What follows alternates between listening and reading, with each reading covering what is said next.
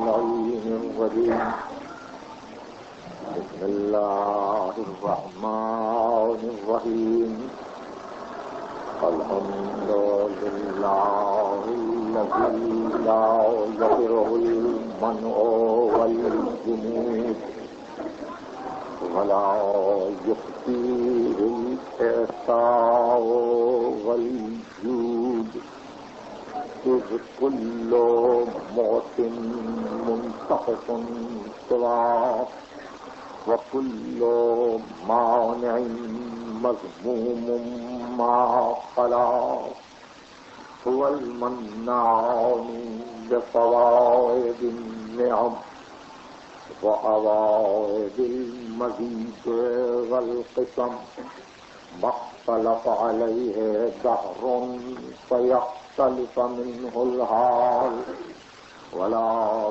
كان في مكان فيجوز عليه الانتقال جلت عظمته والصلاة والسلام على سيد أصل ما في الوجود سر الله في كل موجود صاحب اللواء الحمد والمقام المحمود أبي القاسم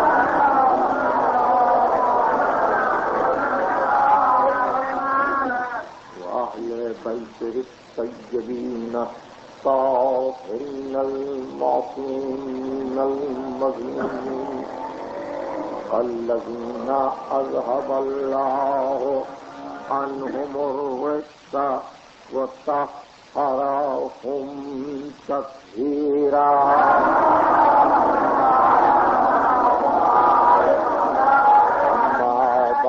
فقد قال الله سبحانه وتعالى في محكم كتابه الحكيم لقد حق القول على أكثرهم وهم لا يؤمنون إنا جعلنا في أعناقهم أغلالا وهي إلى الأذقان مقمحون وجعلنا من بين أيديهم سدا ومن خلفهم سدا فاغشيناهم فهم لا يبصرون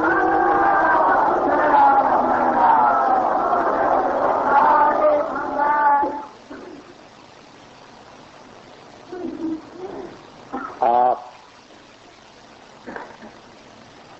جس انہماک سے اور جس شغف سے ان تقریروں کو سماعت فرما رہے ہیں وہ شغف و انہماک میرے تشکر کا مستحق ہے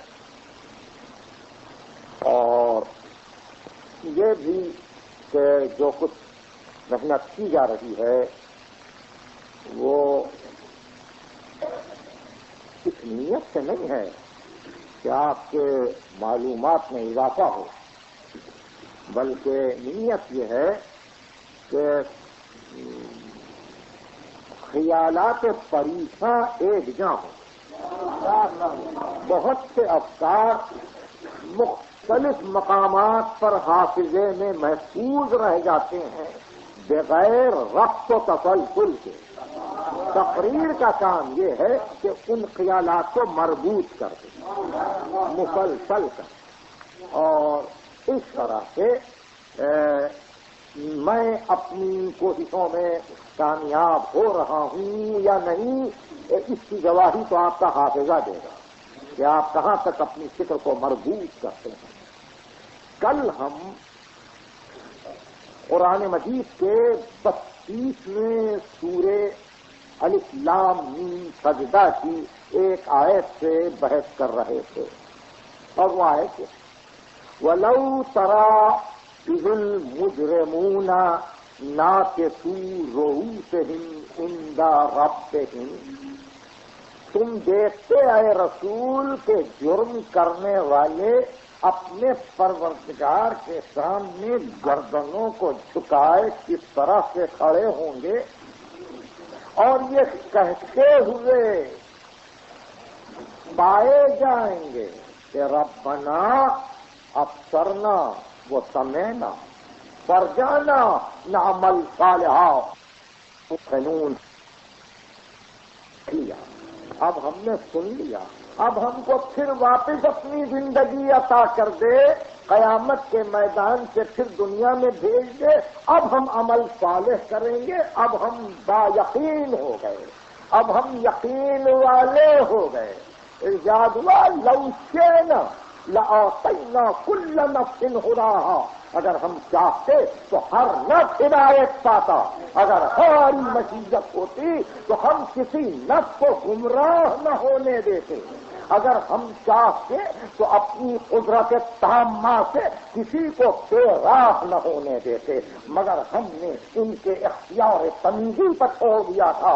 اس لیے آج ہمارے اس طرح سے چاہنے کا کوئی سوال ہی نہیں پیدا ہوتا. لیکن حق القول منی لأملأن جہنم من الجنۃ والناس اجمعین، لیکن آج میرا وہ قول جو پہلے دن خلقت آدم سے دن میں نے واضح کیا تھا کہ اے شیطان، تجھ کو اور تیری پیروی کرنے والوں کو میں جہنم میں بھر دوں گا.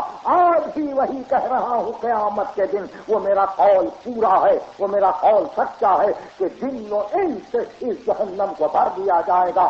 مجھے اس کی فکر نہیں ہے کہ کتنے آئیں گے، مجھے اس کا خیال نہیں ہے کہ کتنی اکثریت کو جہنم میں دھکیل دوں گا. صرف میں یہ چاہتا ہوں کہ یہ واضح ہو جائے کہ میں نے عدل سے کام لیا.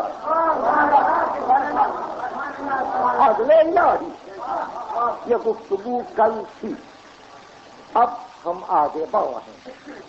احساس ہوتا ہے انا جعلنا فی اعناقہم اغلالا، ہم نے ان کے گلوں میں طوق ڈال دیے، ان کے گلوں میں اونچی اونچی زنجیریں جو ان کی تھوڑیوں تک آ جائیں، پوری گردن کو گھیر. ہم نے اس طرح سے ان کے گلوں کو ڈھانپ دیا ہے زنجیروں سے. انا جعلنا فی اعناقہم، عنق کی جمع اعناق، گردنوں میں ہم نے زنجیریں ڈالی. فَهِيَ إِلَى الْأَذْقَانِ مُقْمَحُونَ، نتیجہ یہ ہے کہ یہ ان کا سر جھکتا ہی نہیں ہے. تم یہ سمجھ رہے ہو کہ دنیا کی مستیوں سے سر اونچا کیے ہوئے نہیں، یہ طاق پڑی ہوئی ہے، یہ گردن میں زنجیریں پڑی ہوئی ہیں، اس طرح سے سر اٹھا ہوا ہے، سر جھکتا ہی نہیں ہے، توازوں کی عادت ہی نہیں ہے. اس لیے نہیں ہے کہ ان کے گلوں میں طوق ہیں، ان کے گلوں میں زنجیریں ہیں. انا جعلنا فی اعناقہم اغلالا فہی الی الاذقان مقمحون، ان کے سر جو اونچے نظر آ رہے ہیں وہ اس لیے کہ طوق پڑے ہوئے ہیں، زنجیریں پڑی ہوئی ہیں، ان کو لوہے سے کس دیا گیا ہے. تو اب کسی کو اگر آپ نے کہیں اس طرح سے دیکھا کہ بہت سر اٹھا کے باتیں کر رہا ہے تو سورہ یاسین کی اس آیت سے اغلالا فہی الی الاذقان مقمحون، یہ اس خود اپنی طرف سے ایسا نہیں کر رہا ہے بلکہ یہ مجبور ہو گیا. یہ محشر کے لیے نہیں ہے، یہ دنیا میں جو یہ گردن کشی کیے ہوئے ہے، یہ دنیا میں جو اپنی سربلندی بتلا رہا ہے، یہ وہاں کی منزل ہے، یہ محشر کی باتیں نہیں ہیں. وَإِلَى الْأَذْقَانِ فَهُمْ مُقْمَحُونَ، گلے میں طوق. اور اب وَجَعَلْنَا مِنْ بَيْنِ أَيْدِيهِمْ صَدًّا وَمِنْ خَلْفِهِمْ صَدًّا، سامنے ایک حجاب، پیچھے ایک حجاب. فَغْشَيْنَاهُمْ، پردے پڑے ہوئے ان پر. فَهُمْ لَا يُبْصِرُونَ، ان کو کچھ نظر ہی نہیں آتا. دنیا میں جی رہے ہیں، کھا رہے ہیں، پی رہے ہیں، لیکن عجیب بات یہ ہے کہ آنکھیں کچھ دیکھتی ہی نہیں ہے، حقیقتوں پر تو نظر ہے ہی نہیں۔ ایسا معلوم ہوتا ہے کہ نفع حاضر کو دیکھ رہے ہیں، ایسا معلوم ہوتا ہے نفع موجود کو دیکھ رہے ہیں، ایسا معلوم ہوتا ہے فقط آج کو دیکھ رہے ہیں، کل کی فکر نہیں ہے، ایسا معلوم ہوتا ہے کہ نگاہ باطن تک پہنچنا ہی نہیں چاہتی ہے۔ سورہ روم میں ارشاد ہوا یعلمون ظاہرا من الحیات الدنیا وہم عن الآخرۃ ہم غافلون، یہ ظاہر حیات دنیا کو دیکھ رہے ہیں اور باطن سے غافل ہیں، آخرت سے غافل ہیں، انجام کار سے غافل ہیں، ان کی نظر فقط ظاہر پہ جا کے رکی ہوئی ہے۔ تو ظاہر پہ دیکھتے ہیں اس لیے کہ ہر طرف پردے ہی پردے ہیں، کہیں ہوس کا پردہ ہے، کہیں ریا کا پردہ ہے، کہیں کبر و نخوت کے پردے ہیں، کہیں خود ستائی کا پردہ ہے۔ انسان اتنے پردوں میں اپنے آپ کو گھیرے ہوئے ہے، اتنا پردہ نشین ہے کہ ساری آزادیوں کے باوجود وہ یہ محسوس نہیں کرتا کہ اس نے اپنے لیے کتنے پردے ڈال لیے ہیں۔ ذات واجب نے اگرچہ اپنی طرف نسبت دے دی، ہم نے پردے ڈال دیے، ہم نے گلے میں زنجیریں ڈال دی۔ یہ وہی منزل ہے، یہ وہی منزل ہے کہ ہم نے گمراہی کی حالت میں چھوڑ دیا۔ بھائی ذرا سا مسئلے پر غور و فکر کریں، یہ وہی منزل ہے، ہم نے گمراہی کی حالت میں چھوڑ دیا، یعنی یہدی من یشاء ویضل من یشاء، جس کو چاہتے ہیں ہدایت کی راہ دیتے ہیں اور جس کو چاہتے ہیں گمراہی کی حالت میں چھوڑ دیتے ہیں۔ تو ہم نے کبر و نخوت کے عالم میں چھوڑ دیا تو اب گردن جھکتی ہی نہیں، تو نسبت ہم نے اپنی طرف دی کہ پاؤں کھائے گلے میں۔ بہت غور سے سنیے، ہم نے کبر و نخوت کے پردوں کو دیکھا، ہوس و ریا کے پردوں کو دیکھا جو انہوں نے اپنے اعمال پر ڈال لیے ہیں۔ ہم نے بھی یہی کہا کہ پڑے رہے نسبت اپنی طرف دے دی اور کہا کہ ہم نے ان کو مختلف پردوں میں گھیر دیا، مختلف پردوں میں گھیر دیا ہے، یہ نظر نہیں کرتے، دیکھتے نہیں ہیں۔ میں نے کبھی عرض کیا تھا، آج اس سلسلے میں ایک بات وضاحت سے اب کروں کیونکہ بحث چھڑ گئی ہے۔ اس لیے قرآن مجید کی کوئی آیت کسی سورے میں کہیں ہو،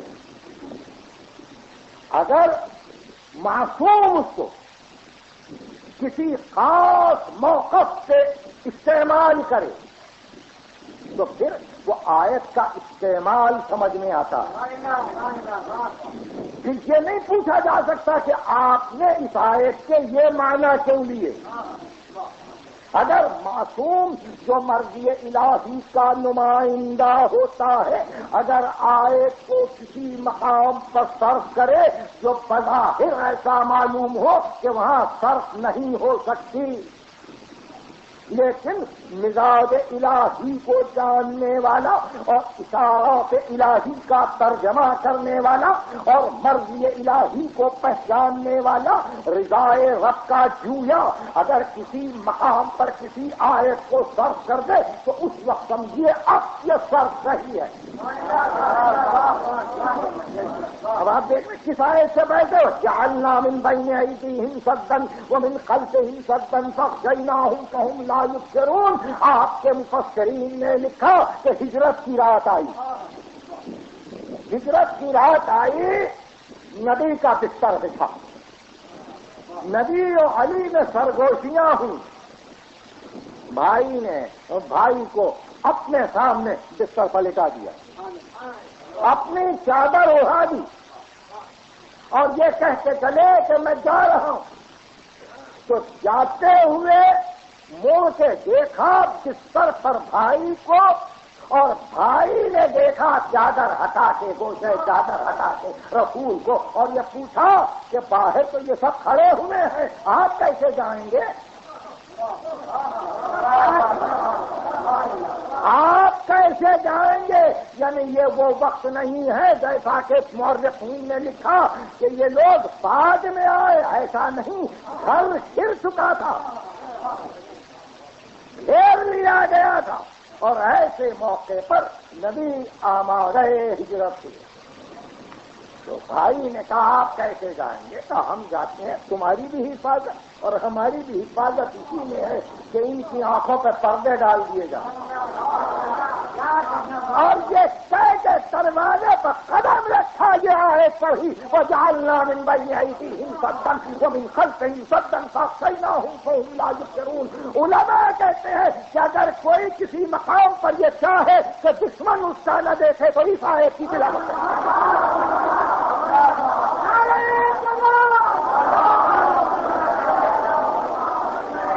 یہ صرف آیت کا صرف ہے، جب ہجرت اس آیت کو صرف کیا گیا،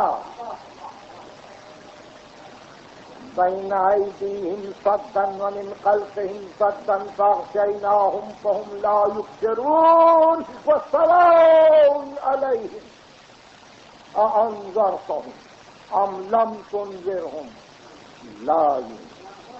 بھئی اب حکم کی حالت دیکھیے، وہی سلسلہ کلام لقد حق القول علی اکثرہم فہم لا یؤمنون، ان کی اکثریت ایمان لانے والی نہیں ہے۔ اب رسول آپ ان کو ڈرائیں یا نہ ڈرائیں؟ یہ ایمان لانے والے نہیں ہیں، یہ ایمان لانے والے نہیں ہیں۔ انذرتہم ام لم تنذرہم، کون ایمان لانے والے نہیں ہیں؟ وہ کہ جنہوں نے یہ طے کر لیا ہے کہ وہ تمہاری بات کو نہ مانیں گے، وہ طبقہ جو یہ طے کر چکا ہے کہ تمہاری کسی بات کو تسلیم نہیں کرے، اس لیے کہ انما تنذر من اتبع الذکر، ڈرتا تو وہ ہے جو ذکر کی پیروی کرے۔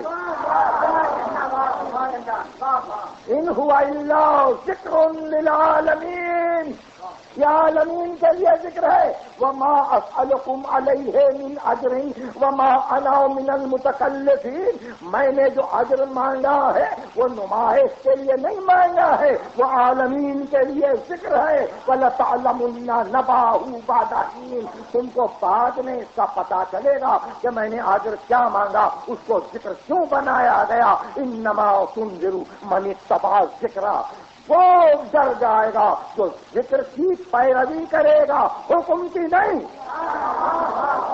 لفظوں کو دیکھیے، ذکر کی پیروی کرے گا، ذکر کے پرسونیفیکیشن کو دیکھیے، ذکر کے مجسم ہو جانے کو دیکھیے، یعنی اس منزل کو دیکھیے جہاں ذکر قابل پیروی ہو، ذکر قابل اتباع ہو۔ انما تنذر من اتبع الذکر وخشی الرحمن بالغیب۔ اب یہ دوسرا مسئلہ چھڑ گیا، غیب کے ساتھ، غیب کے عالم میں رحمان سے ڈرتا رہے، غیب کے عالم میں نہ دیکھا، نہ سنا، نہ سونگھا، نہ چکھا، نہ محسوس کیا، جو احساس سے دور تھا اس سے ڈر گیا، جس کو نہ دیکھا اس سے ڈر گیا۔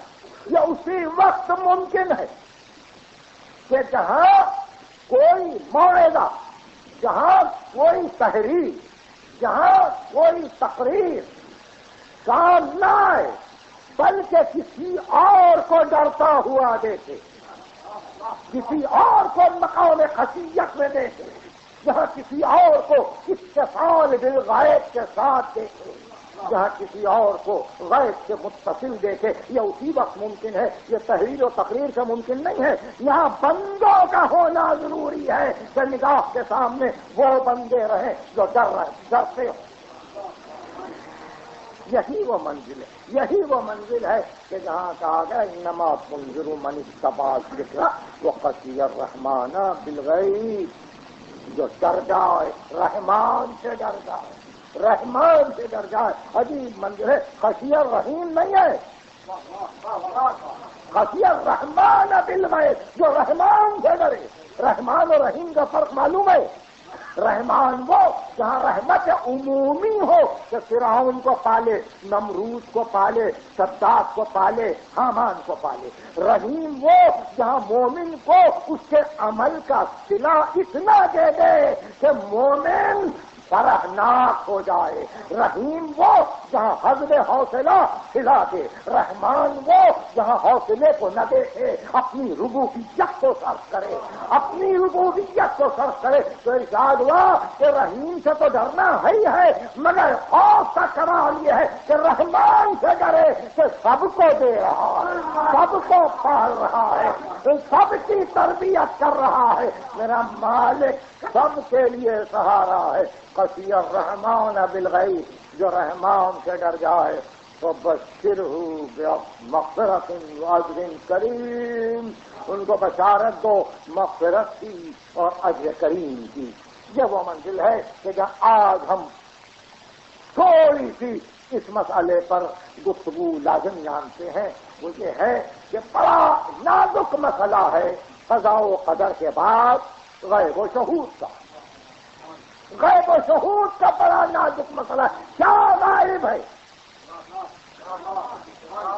کیا غائب ہے اور کیا ظاہر ہے،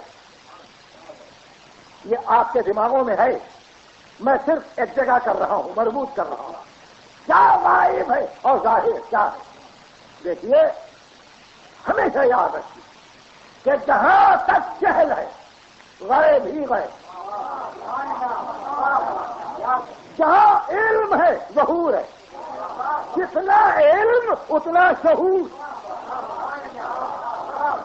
علم بڑھتا چلا ظہور بڑھتا چلا۔ اگر جہل ہی جہل ہے تو غیب ہی غیب،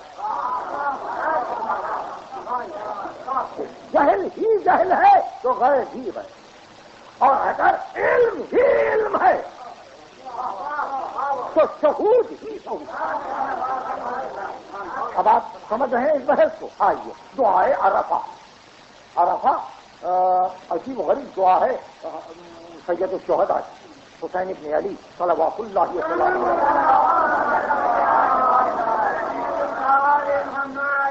ارشاد فرماتے ہیں اس دعا میں ہماری تعلیم کے لیے کہ الہی غیرک من الظہور ما لیس لک، پروردگار کیا تیرے غیر کو اتنا ظہور مل گیا جو تجھے نہیں ہے؟ ان جملوں کی قدر کیجیے اور محفوظ کیجیے۔ غیرک من الظہور ما لیس لک، کیا تیرا غیر دعویٰ کر سکتا ہے کہ وہ ظاہر ہے، وہ ظہور جو تجھے نہیں ہے؟ متاع حصہ حتی تحتاج الیہ، پروردگار تو غائب کہاں ہے کہ ظہور کا محتاج ہو؟ یہ ہے سید الشہداء کا مقام۔ غیرک من الظہور ما لیس لک، کیا تیرے غیر کے لیے اتنا ظہور ہے جو تجھے نہیں حاصل ہے؟ نہیں۔ متاع حصہ حتی تحتاج الیہ، پروردگار تو غائب کہاں کہ جہاں احتیاج ظہور ہو، ومتاع ضعفت حتی تکون الآثار ہی التي تصل الیہ، اور تو دور کہاں ہے کہ میں نشانیوں کے ذریعے تجھ تک پہنچوں؟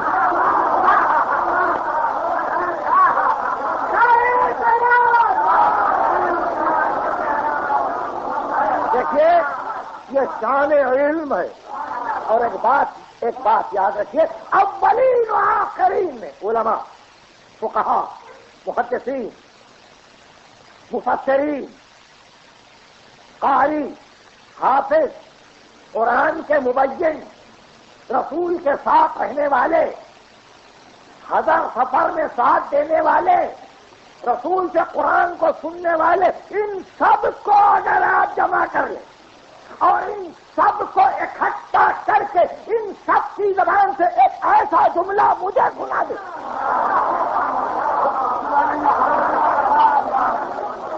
اصل یہ دعویٰ ہے، دلیل بھی ہے، کسی نے کہا ہی نہیں، متاع الدلیل تدل علیہ. پروردگار تو غائب کہاں ہے کہ میں دلیل لے کر تجھے ڈھونڈوں. وہ متاع تکون الآثار ہی التي تصل الیہ. تو دور کہاں ہے کہ میں آثار کے ذریعے سے قریب ہونے کی کوشش کروں.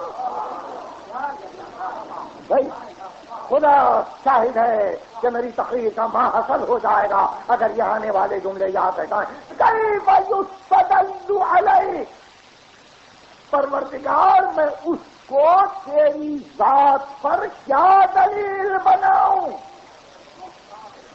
کیف یستدل علیہ بما هو فی وجودہ مفتقر الیہ. پروردگار میں اس کو تیری ذات پر کیا دلیل بناؤں جو خود اپنے وجود کی تجھ سے بھیک مانگ رہا ہے.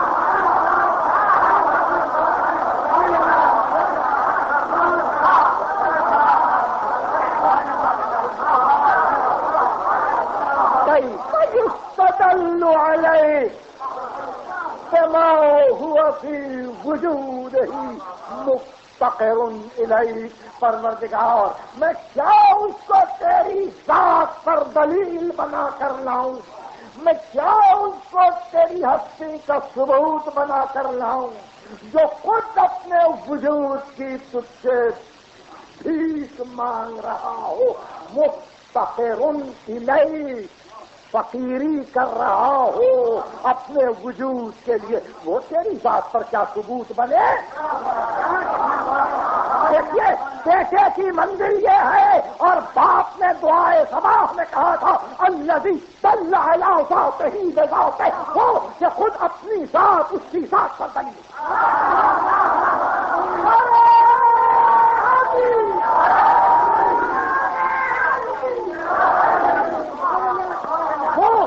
اس کی ذات خود اپنی ذات پر دلیل. 2 مرتبہ لفظ آیا الذی دل علی ذاتہ بذاتہ. اس کی ذات خود اس کی اپنی ذات پر دلیل. یہ باپ کا ارشاد, یہ بیٹے کا ارشاد ہے. گھر بھر کی زبان ایک ہے.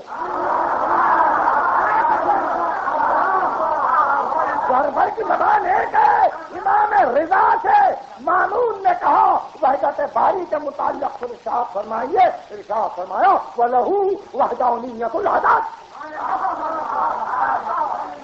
میں کیسے عرض کروں اس مختصر سے جملے کے معنی. لہو وحدانیت العدد.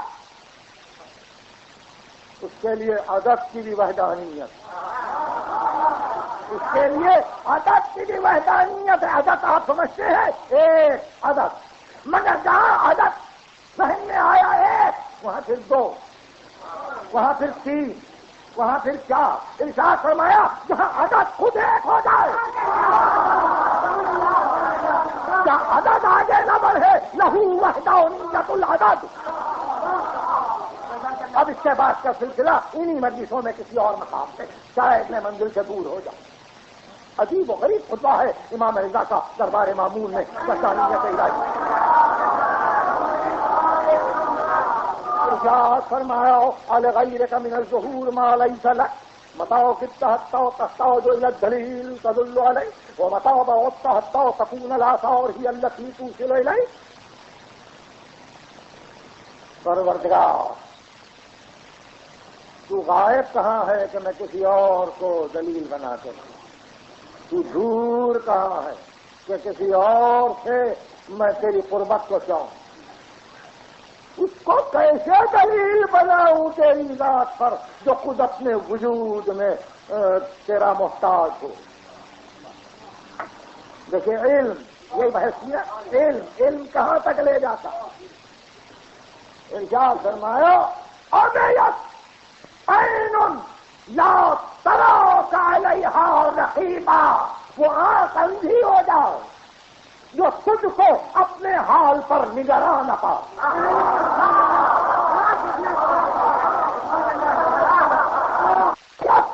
لا تراک علیہا رقیبا. وہ آنکھ اندھی ہو جاؤ جو تجھ کو اپنے حال پر نگراں نہ پا.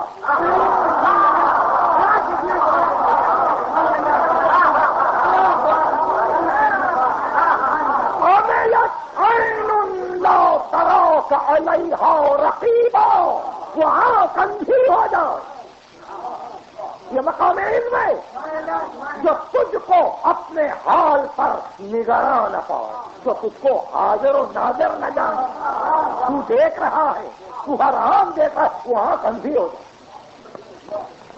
وہ خسرت صفقت عبد لم یجعل لہ من حبک نصیبا، اور پروردگار اس بندے کا کاروبار خسارے میں پڑ جائے جس کو تو اپنی محبت سے محروم کر.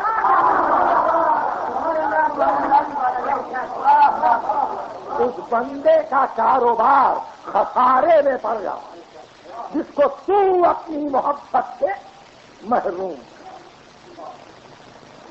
آپ تو آئے عرفہ سن رہے ہیں، سرکار سجدۃ الشہداء کیا کریم علم، کیا شاہد ہے، کیا لائے، کیا حضور ہے، کیا غیب، یہی بحث ہے نا.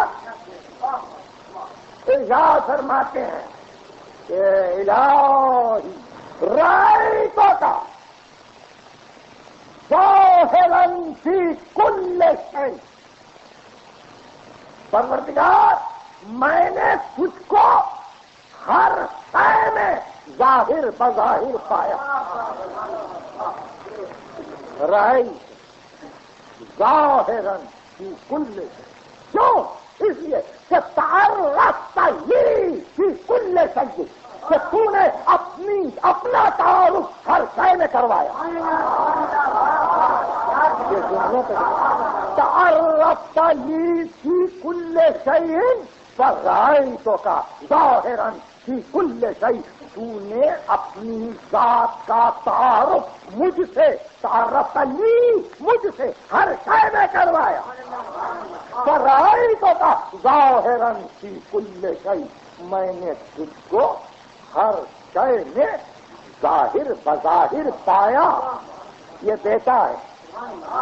اور بات وہ کہ ما رأیت شیئا، میں نے کسی چیز کو دیکھا ہی نہیں. حتی رأیت اللہ قبلہ و بعدہ و فیہ، میں نے کسی چیز کو دیکھا نہیں. جب دیکھا تو پہلے بھی خدا نظر آیا، بعد میں بھی خدا نظر آیا، اس شے میں خدا نظر آیا.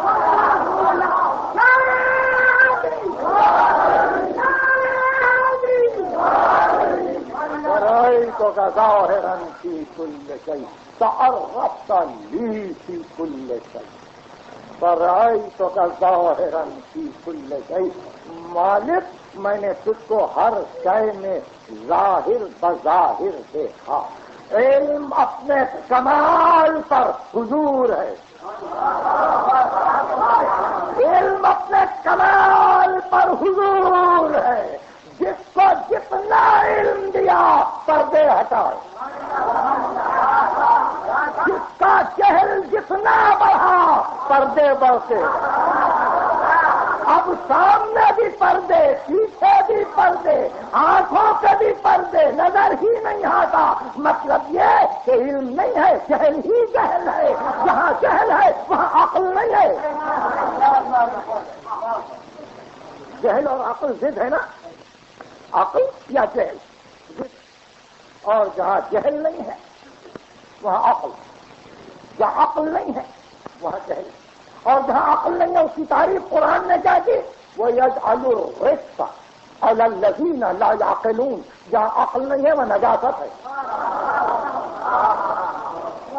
جہاں عقل نہیں ہے وہاں نجاست ہے. اور جہاں سے نجاست کو ہٹاتے ہیں اور ارادہ کرتے ہیں کہ تم سے دور رکھے ہر نجاست کو، وہاں عقل ہی عقل ہے.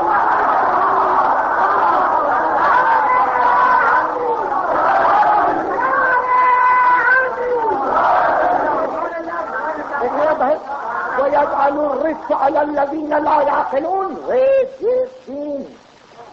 رِجْس یہی لفظ آیا ہے اس میں، کوئی اور لفظ نہیں. ریسین سے نہیں ہے. آئے تفسیر میں جو لفظ ہے وہ یہ ہے انما یرید اللہ لیذھب عنکم الرجس.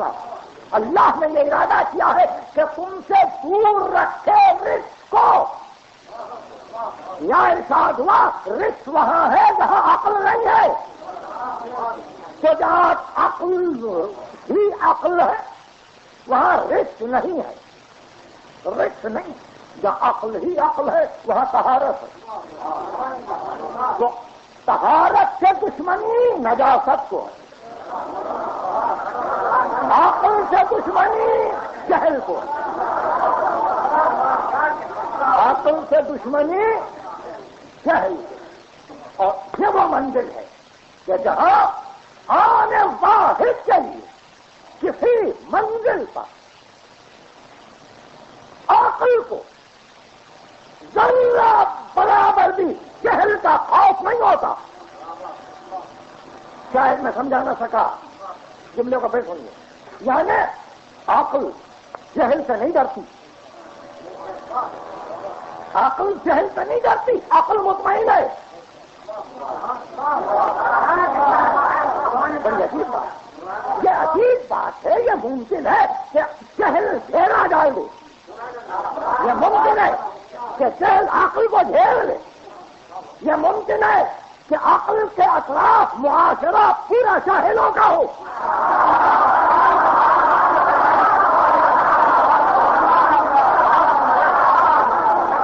مگر عقل ڈرتی نہیں.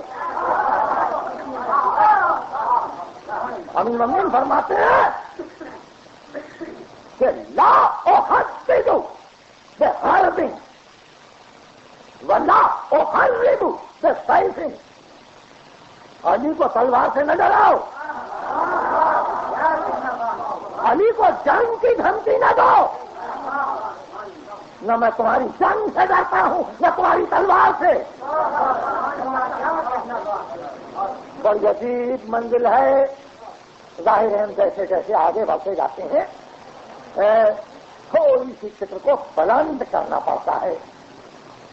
درس کی خصوصیت ہی یہ ہوتی ہے کہ محسوس سے معقول کی طرف جائیں، ذرا سا آگے بڑھیں. علی کہتا ہے تمہاری دھمکیوں سے ڈرتا ہوں، اس کثرت سے نہیں ڈرتا ہوں، یا شراب جو گھیرا ڈال رکھا ہے اس سے نہیں ڈرتا ہوں. اس کے لیے میں فقط ایک چیز سے ڈرتا ہوں. اور علی کس سے ڈر گئے بتائیے؟ قرآن جس کے لیے کہے کہ ان اولیاء اللہ لا خوف علیہم ولا هم یحزنون، ولی وہ ہے جسے خوف نہ ہو. اللہ کا ولی وہ ہے جسے حزن نہ ہو، خوف نہیں. قرآن کہتا ہے لا یخاف لدی المرسلون، میرے مرسل بندے نہیں ڈرتے.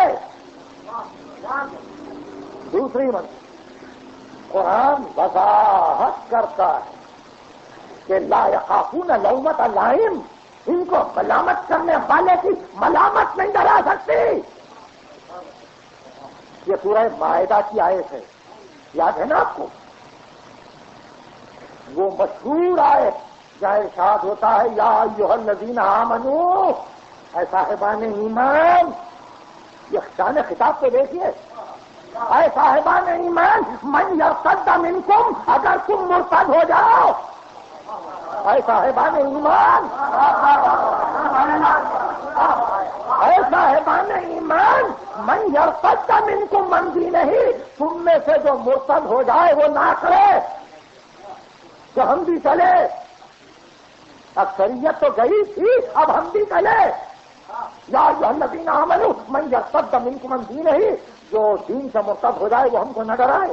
فسوف یأتی اللہ بقوم، خدا ایک قوم کو لائے گا یحبہم ویحبونہ، کہ خدا اس کو محبت کرتا ہوگا، وہ قوم خدا سے محبت کرتا ہے.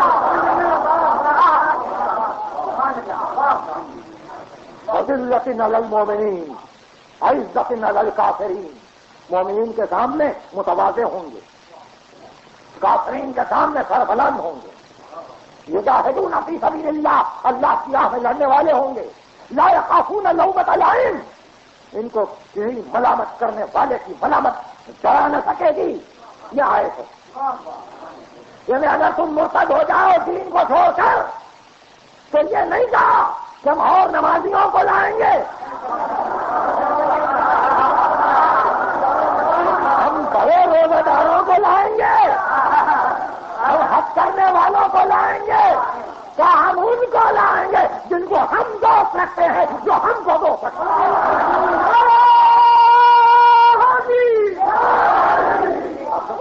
تو ارتداد نماز روزہ چھوڑنے کا نام نہیں ہے. ارتداد نماز روزہ چھوڑنے کا نام نہیں ہے. ارتداد اللہ کی دشمنی کا نام ہے. جو اللہ کا دشمن ہو جائے. ممکن ہے آپ کو مثالیں مل جائیں گی جب آپ غور کریں گے کہ یہ نماز روزے کے باوجود اللہ کی دشمنی کیسے ہوتی ہے. نمازوں پہ نمازیں, روزے پہ روزے, اور پھر عالم یہ کہ قائم اللیل قائم النہار قاری سب کچھ, مگر دوستی اللہ سے نہیں. یعنی ذات واجب ارشاد فرماتی ہے کہ میں کوئی تمہارے سامنے پیکر تو ہوں نہیں کہ تم مجھے دوست رکھو گے. اس لیے میں نے میری دوستی کی پہچان کے لیے چند بندوں کو چن لیا.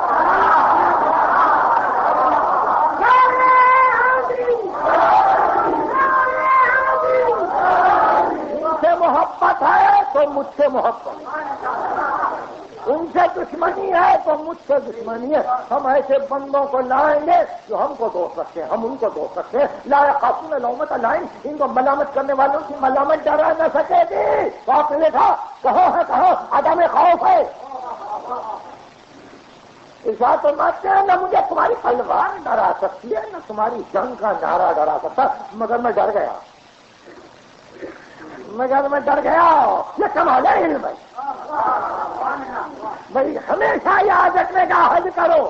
علی کہاں ڈر گئے, علی کہاں ڈر گئے, کب میں ڈر گئے.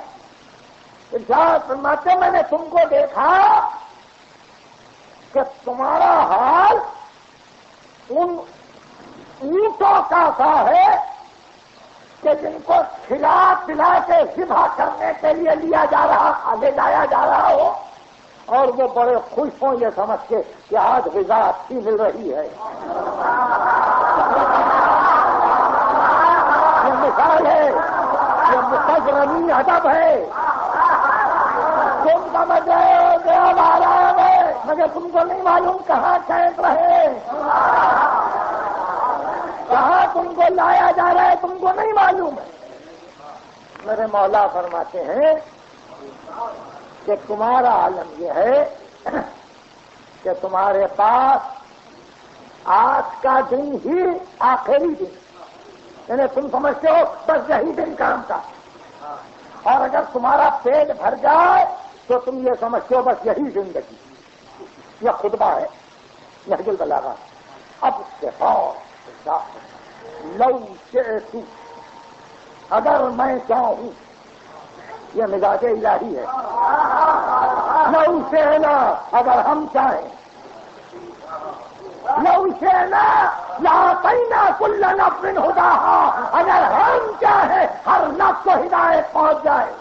لو شئت, اگر میں چاہوں, لأخبر کل رجل منکم, تو میں تم میں سے ایک ایک آدمی کو بتلاؤں کہ مخرج ہی وہ مولج ہی وہ شان ہی, میں بتلاؤں اس کا آغاز کیا ہے, اس کا انجام کیا ہے, اس کی ابتدا کیا ہے, اس کی انتہا کیا ہے, آج وہ کس عالم میں ہے, کل وہ کس عالم میں جائے گا. اگر میں چاہوں تو میں بتلاؤں,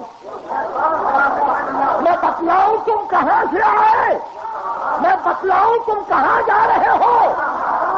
لو شئت, اگر میں چاہوں, لفعلت, اگر میں چاہتا میں یہ کرتا. ولكن انی اخاف, لیکن میں ڈر رہا ہوں. علی ڈر رہے, لیکن انی اخاف ان تکفروا فی برسول اللہ, کہ کہیں تم میری وجہ سے رسول سے کافر نہ ہوگا.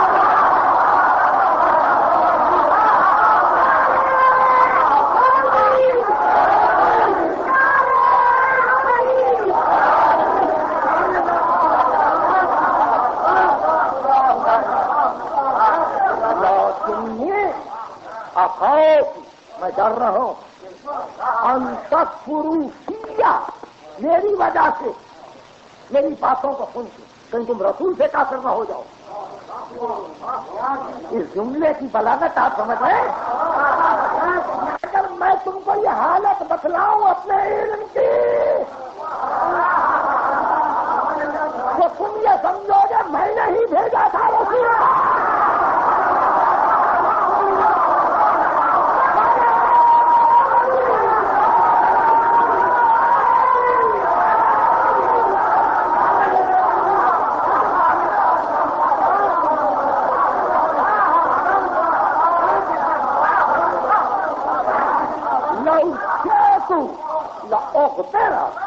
كل رجل منكم بمخرجه ومولده وثاني والله سن إني أخاف مجرها أن تكفروا في برسول الله. میرے نگاہوں میں رسول کی عظمت، میری نگاہوں میں رسول کا احترام ہے. میں اپنے آپ کو رسول کی وجہ سے سمجھتا ہوں. ایسا نہ ہو کہ میرے علم کے مظاہرے سے تم پستی و بلندی میں فرق نہ کر سکتے.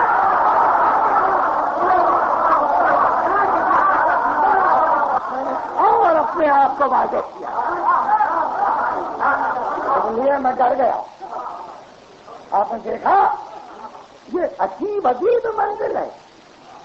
سب شیطان سے پناہ مانگتے ہیں مگر اللہ نے مشکلات کہتے ہیں نعوذ باللہ من ثبات العقل. میں اللہ سے پناہ مانتا ہوں کہ کہیں عقل غافل نہ ہو جائے. عقل عین علم ہے. اگر علم پہ غفلت آ گئی، علم پہ غفلت کے کیا مانا؟ علم وہ ہر آن ترقی، ہر آن ارتقا. اس لیے کہ ذات واجب کا علم لامحدود ہے اور بندے مقرب بندے اس کی بارگاہ میں آگے بڑھ رہے ہیں. وہاں سے ہر آن آواز آ رہی ہے معراج ہو یا نہ معراج، اتنو نہیں. نزدیک آؤ، نزدیک آؤ. جیسے جیسے نزدیک جا رہے ہیں علم میں اضافہ ہوتا جا رہا ہے، ظہور میں اضافہ ہوتا جا رہا ہے. اور یہ وہ منزل ہے کہ جہاں ہر آن رائے ظہور میں بدلتا جا رہا ہے.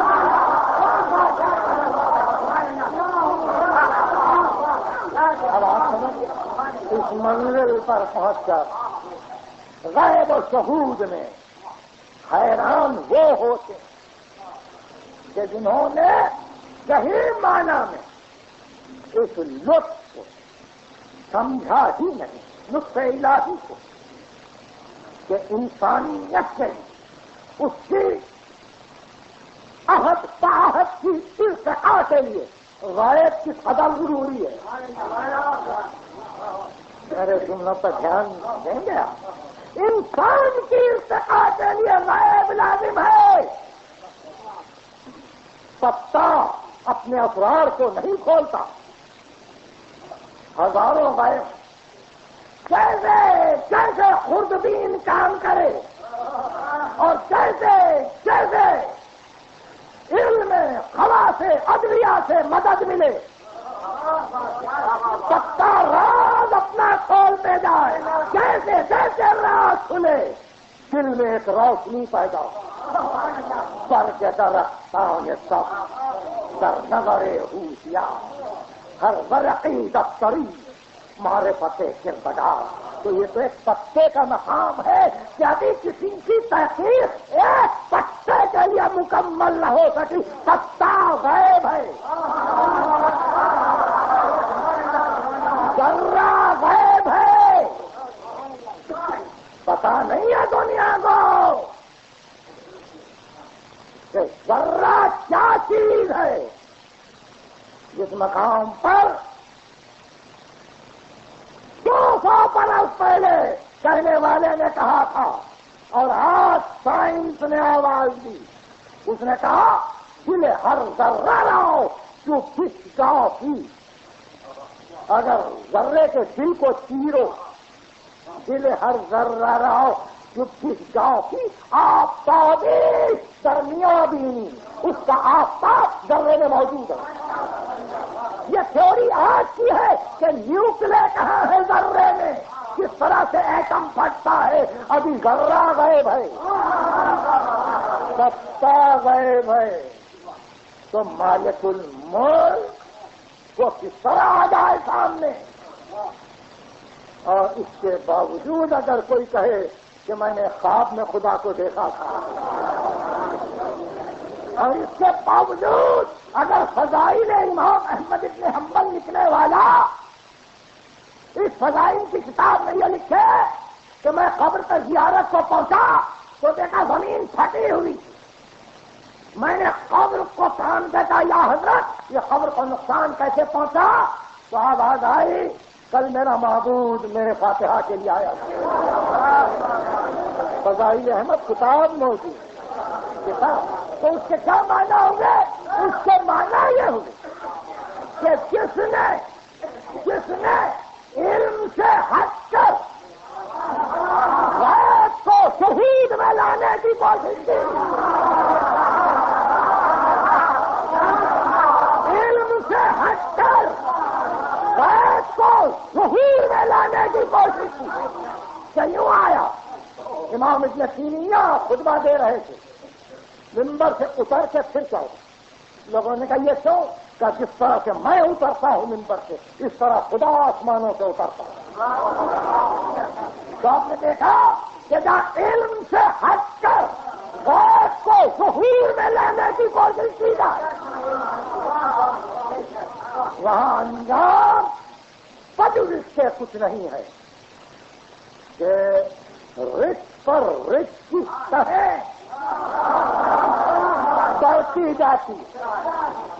بڑھتی جاتی ہے، اور اس کے بعد امیر المومنین فرماتے ہیں کہ لبس الاسلام لبس الفرد مقلوبہ، اس کے بعد اسلام کا لبادہ جو کوئی ان عقائد کے بعد اوڑھے تو وہ ایسا ہوگا جیسے کوئی فقیر کسی اپنے ایسے لباس کو پہنے جس میں پیوند پر پیوند لگانے کے بعد اصلی کپڑے کا پتہ نہ چلے، یہ رہ گیا اسلام، اتنے پیوند لگائے گئے،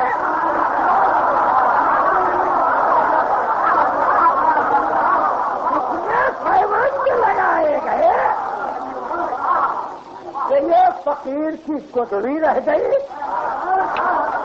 کہ جہاں اصل کپڑا دکھائی نہ دے۔ میں اسی منزل پر ہوں، انما تنذر من اتبع الذکر، ڈرتا وہ ہے جو ذکر کی پیروی کرے، ڈرتا وہ ہے جو ذکر کی پیروی کرے۔ انا ارسلنا الیکم ذکرا رسولا، ہم نے ذکر کو رسول بنا کے بھیجا۔ امام رضا فرماتے نحن اہل الذکر، اہل ذکر ہم ہیں، اب جو ذکر کی پیروی کرے وہی ڈرے، ڈرنا لازم، خوف لازم، اس لیے کہ شان علم خوف ہے۔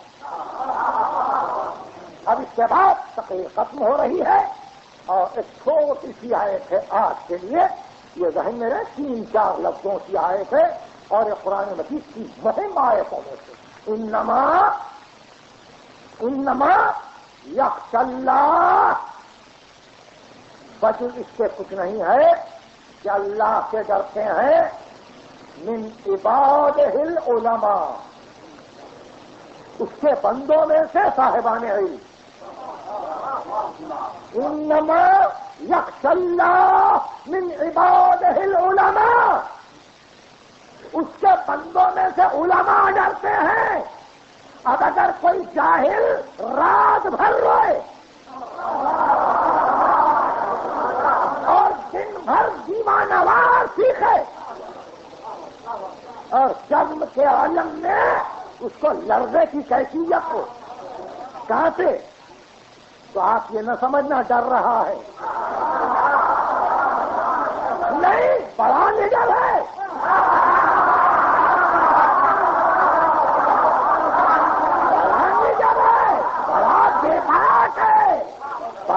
بے خوف بندہ ہے.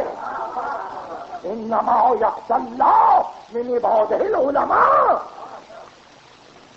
اللہ سے ڈرتے ہیں علماء، سب بندے نہیں. اس کے بندوں میں سے من بعضیہ من تبعیضیہ، یعنی اس کے بندوں میں سے کچھ بندے جو عالم ہیں وہ اللہ سے ڈرتے. تو یہ صفت علم ہے، خشیت. انما یخشی اللہ من عبادہ العلماء. انما تنذر من اتبع الذکر وخشی الرحمن بالغیب. جو ڈر جائے اللہ سے، یہ جان کر کے نظر نہیں آتا، یہ مان کر کے دکھائی نہیں دیتا، یہ تسلیم کر کے کہ ہم اس کو محسوس نہیں کرتے، مگر مالک سب کچھ تیرا، مالک سب کچھ، کچھ بھی میرا نہیں. مالک یہ مقام خشیت ہے. اللہ کے بندے تڑپ رہے ہیں. راوی کہتا ہے، بس اس مقام پہ رکے. راوی کہتا ہے کہ رات بڑی سرد تھی، کوئی اپنے گھر سے باہر نکل نہیں پا رہا تھا. ایک میرا خیال ہوا کہ تنہائی میں حرم تک جاؤ، کعبۃ اللہ تک جاؤ، اور لباس خانے کعبہ میں پوشیدہ ہو کے دعا. اس تنہائی کو غنیمت جان کے میں پہنچا تو دیکھا کہ خانے کعبہ سے ایک آواز بلند ہے. میں نے دیکھا کہ کوئی حرم سے لپٹا، کوئی لباس کعبہ سے لپٹا، کوئی خلاف کعبہ سے لپٹا ہوا یہ جملے کہہ رہا ہے. الہی نامت العیون وغارت النجوم. پروردگار آنکھیں سو گئیں، تارے ڈوب گئے. وانت الملک الحی القیوم، مگر تو وہ بادشاہ ہے جو حی قیوم. الہی غلقت الملوک ابوابہا. پروردگار بادشاہوں نے اپنے گھروں کے دروازے بند کر دیے. وَأَقَامَتْ عَلَيْهَا حُرَّاسُهَا. اور پروردگار اپنی حفاظت کے لیے پہرے بٹھا دیا دروازوں پر. وَبَابُكَ مَفْتُوحٌ لِلسَّائِلِينَ. پروردگار مگر تیرا دروازہ سوال کرنے والوں کے لیے کھلا ہوا. الہی یہ تو الہی، اس لیے تیرا بندہ تیری بارگاہ میں آیا. کسی اور دروازے پہ کیوں جاتا مالک؟ آدھی رات کے وقت سب کے دروازے بند ہیں، تیرا دروازہ کھلا ہوا ہے. راوی کہتا میں دیر تک روتا رہا، میں سنتا رہا. جب وہاں سے وہ چلے قدموں سے لپٹ گیا اور روشنی میں دیکھا امام زین العابدین.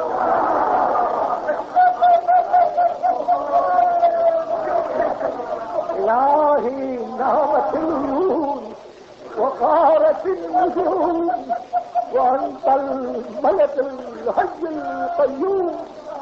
غلقت الملوک ابوابها وقامت علیہ حراسها وبابک مفتوح للسائلین. پروردگار تیرا دروازہ سوال کرنے والوں کے لیے کھلا ہوا ہے.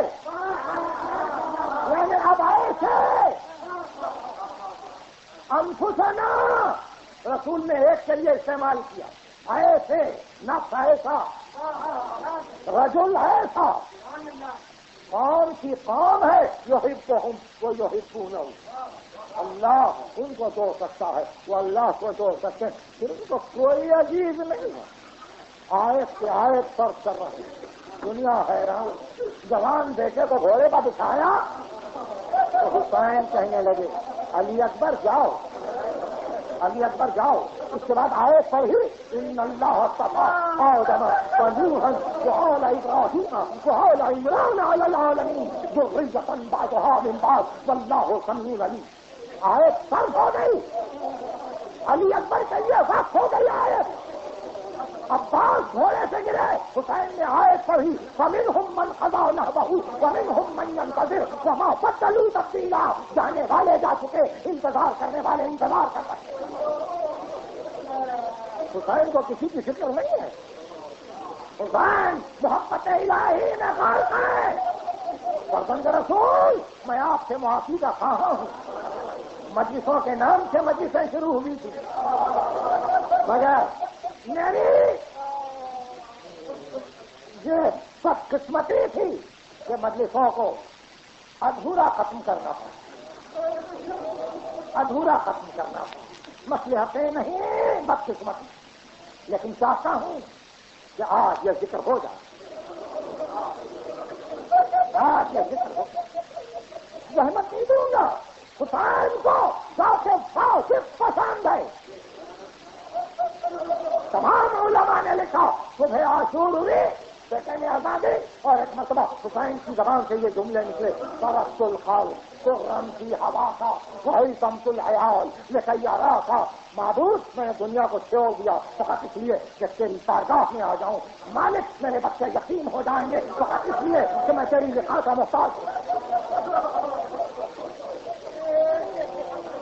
وہی تمت العیال لکی ارا کا، میرے بچے یتیم ہوں فقط اس لیے کہ میں تیری لقاء میں اور تیری ملاقات کی منزل پر آ جاؤں، اس منزل پر ہوتا ہے۔ اور جب رخصت آخر پر آئے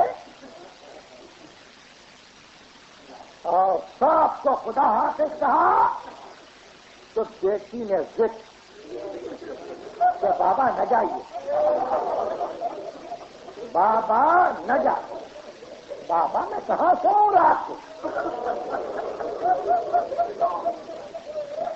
کبھی بہت دن ہوئے پٹیل پارک میں محرم کی 10ویں تاریخ کو میں نے میر انیس سے یہ 4 بند پڑھے، آخر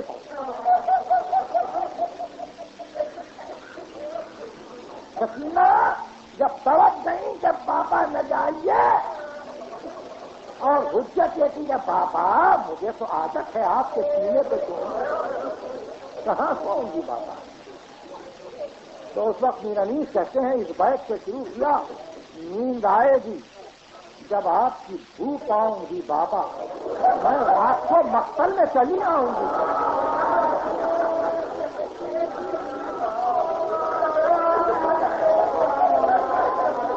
تھوڑی سی توجہ، کچھ آپ بھی یاد رکھیے، بچوں کو بھی یاد دلائیے۔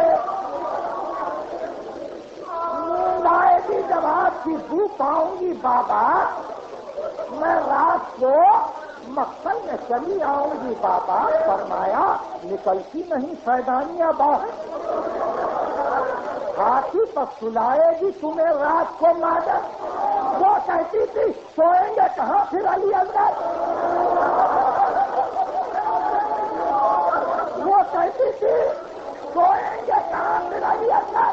کہنے کہا بس ضد نہ کرو، صدقے میں تم پر سب ہوئے گی، اور دشت میں ہم ہوئیں گے دیدی اصغر میرے ساتھ آج وہیں سوئیں گے دیدی۔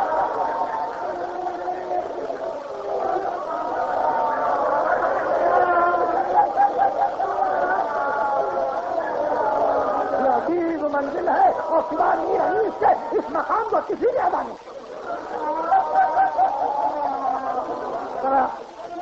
شہریت کے اعتبار سے دیکھیے، علمیت کے اعتبار سے دیکھیے، ادب کے اعتبار سے دیکھیے، بہت غور سے سنیے۔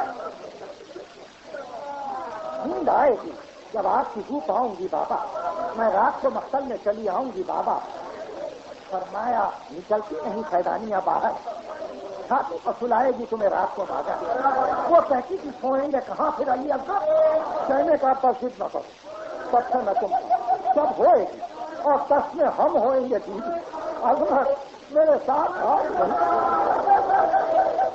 اس نے کہا بس دیکھ لیا آپ کا بھی پیار، میں آپ سے بولوں گی نا جیسا ہے اب رات۔ یہ منزل انیس کی ہے۔ اچھا نہ اگر کیجیے گا جل جانے کا اقرار، مر جائے گی اس سب کو سڑک کر کے دل انداز کیسی ہیں یہ باتیں؟ میرا دل روتا ہے بابا، گھر چھوڑ کے جنگل میں کوئی سوتا ہے بابا.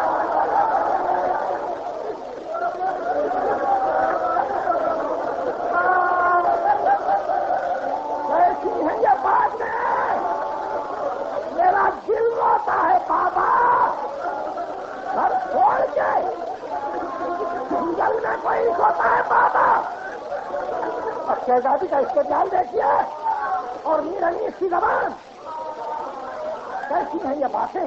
میرا دل روتا ہے بابا، گھر چھوڑ کے جنگل میں کوئی سوتا ہے بابا. اصغر کبھی ساتھ آپ کے اب تک نہیں سوئے، پہلا لیا. اماں نے اگر چوک کے روئے تب تک یہ مجھے پر کھینچے بے چین نہ ہوئے. یوں پیار کروں جس کو وہ یوں ہاتھ سے چھوڑے.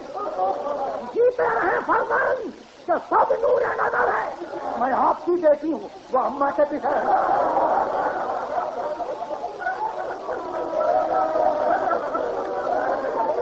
یہ کیا منزلیں دیتی ہے؟ یہ کیسی بات انیس میں کہہ دی؟ جیتے رہے فرزند کہ سب نور نظر ہے. میں آپ کی بیٹی ہوں، وہ اماں کے پیچھے ہے. امام لاجواب ہو گئے. امام لاجواب ہو گئے تو بے اختیار کہا، کہنے کہا بس صبر کرو باپ کو جانی. باپ کو کہنے کہا بس صبر کرو باپ کو جانی. کچھ دیکھی ہو اب پاس کو پیغام دبائے.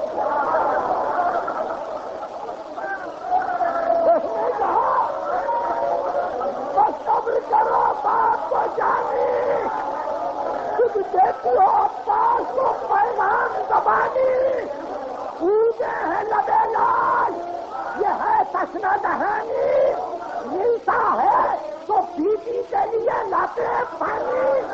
یہ آخری بات محبوب الہی کے نوازے سکینہ ہم بھی تو کئی روز چاہتے ہیں.